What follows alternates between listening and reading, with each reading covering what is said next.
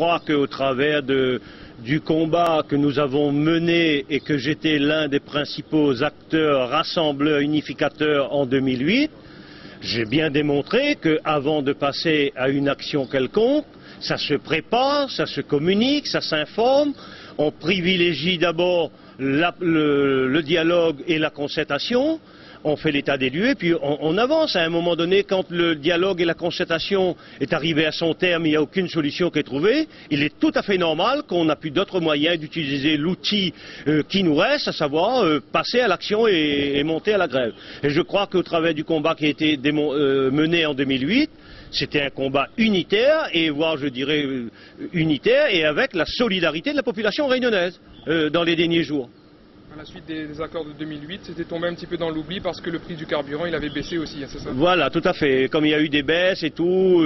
je dirais il y avait pas mal de contextes, je dirais où c'est vrai, il y avait le protocole qui était signé, qui devait être suivi, où tout le monde devait prétendre, je dirais, aux recettes supplémentaires d'octroi de mer, qui n'étaient pas nombreux parce qu'il y avait des baisses en ce moment, et tout est resté un peu dans l'oubli, et là c'est avec ces répercussions, avec la révision du mécanisme de fixation des prix qui est mensuel maintenant, et donc à partir de là, avec ces augmentations à répétition dont nous subissons, nous les professionnels de la route, ainsi que la population réunionnaise,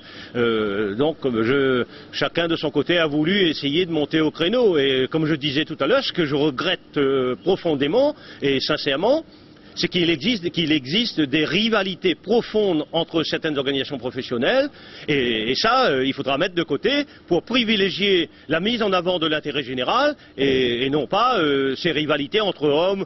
qui veut être devant, qui veut être derrière, qui veut être le premier, qui veut être le plus fort. Je crois qu'il y a d'autres choses à faire, en tout faire preuve de sagesse et d'humilité, pour pouvoir assumer la responsabilité d'élus qu'on a, ou de responsabilité de président d'organisation professionnelle, pour mener à bien la défense concernant les augmentations incessantes du prix de carburant, dans l'intérêt général, je dirais, des professionnels de la route, ainsi que dans l'intérêt général de la population réunionnaise d'une manière générale.